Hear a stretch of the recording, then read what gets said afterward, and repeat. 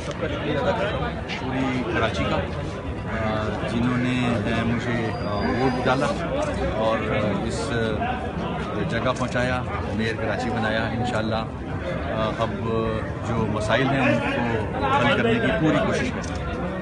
Thank you.